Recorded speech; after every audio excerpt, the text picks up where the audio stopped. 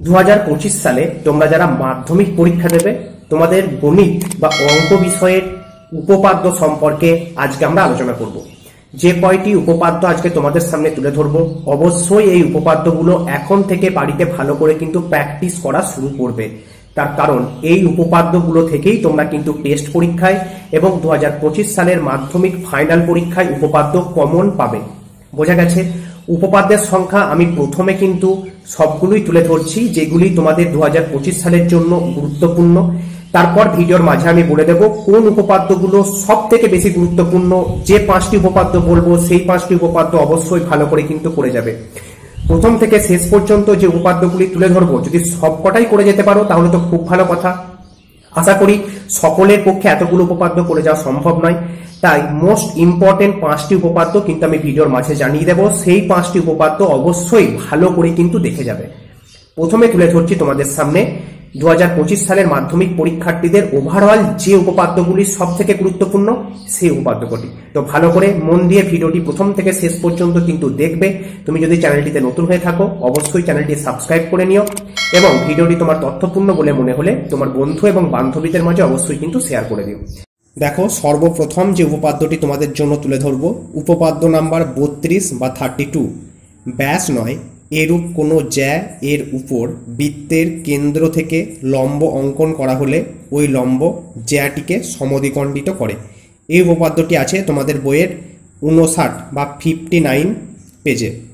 Next উপপাদ্য 33 বা 33 নম্বর উপপাদ্য, অত্যন্ত গুরুত্বপূর্ণ।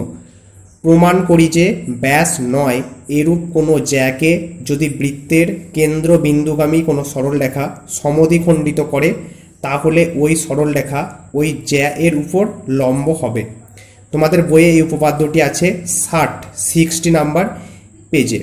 নেক্সট উপপাদ্য 34 বা 34। এই উপপাদ্যটি তোমরা কিন্তু না করে গেলেও পারবে, যারা দেখে যেতে পারবে তারা একটু চোখ বুলিয়ে যেও। কোনো বৃত্তের একটি বৃত্তচাপের দ্বারা গঠিত সম্মুখ কেন্দ্রস্থ কোণ ওই চাপের দ্বারা গঠিত যে কোনো বৃত্তস্থ কোণের দ্বিগুণ। এই উপপাদ্যটি আছে তোমাদের বইয়ের পেজ নাম্বার 123। নেক্সট উপপাদ্য 37 বা 37। এই উপপাদ্যটিও তোমরা যদি পারো একটু চোখ বুলিয়ে যেও। এই উপপাদ্যটি খুব গুরুত্বপূর্ণ কিন্তু না, তা সত্ত্বেও তোমাদের জন্য এই উপপাদ্যটি তুলে ধরেছি। তার কারণ গত বছর কিন্তু উপপাদ্য রিপিট হয়েছে, মানে বিগত বছরে চলে আসা উপপাদ্যই কিন্তু রিপিট হচ্ছে, তাই তুলে ধরছি। যদি পারো একবার চোখ বুলিয়ে যেও, এটি কিন্তু খুব গুরুত্বপূর্ণ উপপাদ্য না। অর্ধবৃত্তস্থ কোণ সমকোণ, তোমাদের বইয়ে এই উপপাদ্যটি আছে পেজ নাম্বার 136-এ। নেক্সট উপপাদ্য অত্যন্ত গুরুত্বপূর্ণ 38 বা 38 নাম্বার উপপাদ্য। বৃত্তস্থ চতুর্ভুজের বিপরীত কোণগুলি পরস্পর সম্পূরক।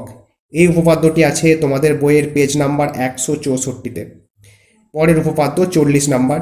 এই উপপাদ্যটিও তোমরা যদি পারো একটু চোখ বুলিয়ে যাবে। বৃত্তের কোনো বিন্দুতে স্পর্শক ও ওই স্পর্শবিন্দুগামী ব্যাসার্ধ পরস্পর লম্বভাবে অবস্থিত। এটি আছে তোমাদের বইয়ের পেজ নাম্বার 208-এ। খুব গুরুত্বপূর্ণ উপপাদ্য কিন্তু এটি না, তাও যেহেতু উপপাদ্য রিপিট হচ্ছে তাই এই উপপাদ্যটি কিন্তু তুলে ধরা হয়েছে। পরের উপপাদ্য নাম্বার 42 বা 42।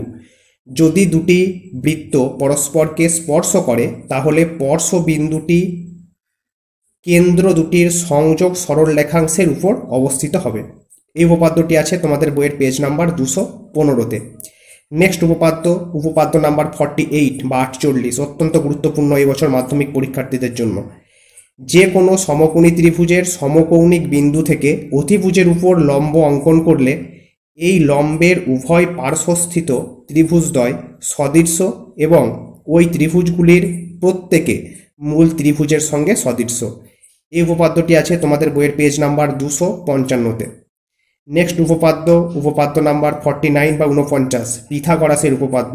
মোস্ট ইম্পর্টেন্ট উপপাদ্য 2025 সালের মাধ্যমিক পরীক্ষার্থীদের জন্য। যে কোনো সমকোণী ত্রিভুজের অতিভুজের উপর অঙ্কিত বর্গক্ষেত্রের ক্ষেত্রফল অপর দুই বাহুর উপর অঙ্কিত বর্গক্ষেত্রের ক্ষেত্রফলের সমষ্টির সমান। এই উপপাদ্যটি তোমরা পেয়ে যাবে তোমাদের বইয়ের 285 নাম্বার পেজে। এবং সর্বশেষ উপপাদ্য নাম্বার 50 বা 50। এটিও কিন্তু অত্যন্ত গুরুত্বপূর্ণ এই বছর, পিথাগোরাসের উপপাদ্যের বিপরীত উপপাদ্য। যে কোনো ত্রিভুজের একটি বাহুর উপর অঙ্কিত বর্গক্ষেত্রের ক্ষেত্রফল অপর দুটি বাহুর উপর অঙ্কিত বর্গক্ষেত্রদ্বয়ের ক্ষেত্রফলের সমষ্টির সমান হলে প্রথম বাহুর বিপরীত কোণটি সমকোণ হবে। এই উপপাদ্যটিও তোমরা পেয়ে যাবে তোমাদের বইয়ের পেজ নাম্বার 286-তে।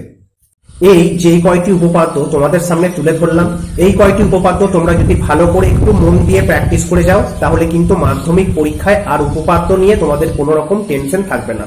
কিন্তু সকলের পক্ষে এতগুলো উপপাদ্য করে যাওয়া সম্ভব নয়। তাই আমি তোমাদের বলবো মোস্ট ইম্পর্টেন্ট 5টি উপপাদ্য। যে উপপাদ্যগুলি বললাম তার মধ্যে উপপাদ্য নাম্বার 34, উপপাদ্য নাম্বার 37 এবং উপপাদ্য নাম্বার 40, এই 3টি উপপাদ্য না করে গেলেও কিন্তু কোনো সমস্যা নেই।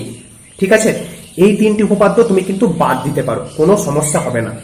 যেহেতু গত বছর উপপাদ্য রিপিট হয়েছিল, তাই এই 3টি উপপাদ্য আমি তোমাদের জন্য কিন্তু তুলে ধরেছি। তোমরা যদি চাও এই 3টি উপপাদ্য না করে গেলেও অসুবিধা হবে না। কিন্তু যেই 5টি উপপাদ্য তোমাকে অবশ্যই করে যেতে হবে, সেই 5টি উপপাদ্য ভালো করে জেনে নাও। উপপাদ্য নাম্বার 33 মানে 33, উপপাদ্য নাম্বার 38, উপপাদ্য নাম্বার 48, উপপাদ্য নাম্বার 49 এবং উপপাদ্য নাম্বার 50। এই 5টি উপপাদ্য অবশ্যই ভালো করে কিন্তু এখন থেকে তোমরা তৈরি করো। যে সমস্ত ছাত্রছাত্রীরা এতগুলো উপপাদ্য করতে পারবে না, তাদের জন্য বললাম এই 5টি উপপাদ্য কিন্তু অবশ্যই ভালো করে দেখে যাবে। আবারও বলে দিচ্ছি, উপপাদ্য নাম্বার 33, উপপাদ্য নাম্বার 38, উপপাদ্য নাম্বার 48, উপপাদ্য নাম্বার 49 এবং উপপাদ্য নাম্বার 50। এই 5টি উপপাদ্য কোনো মতেই কিন্তু তোমরা না দেখে পরীক্ষা হলে যাবে না। বারবার বলছি, এই 5টি উপপাদ্য অবশ্যই ভালো করে দেখে যাবে। আর যারা ওভারঅল সমস্ত যে উপাদ্যগুলি বললাম এগুলো দেখে যেতে পারবে, তাদের জন্য তো খুবই ভালো। তো চলো, ধন্যবাদ। আজকের মতো এইটুকুই। দেখা হচ্ছে পরবর্তীকালে তোমাদের অন্যান্য যে সাবজেক্টগুলি আছে সেই সাবজেক্টের সাজেশন ভিডিও নিয়ে। তার আগে জানিয়ে রাখি, তোমরা চ্যানেলটিতে নতুন হলে অবশ্যই চ্যানেলটি সাবস্ক্রাইব করে নিও এবং ভিডিওটি তোমার কাছে তথ্যপূর্ণ বলে মনে হলে তোমার বন্ধু এবং বান্ধবীদের মাঝে শেয়ার করতে কিন্তু দ্বিতীয়বার ভেবো না।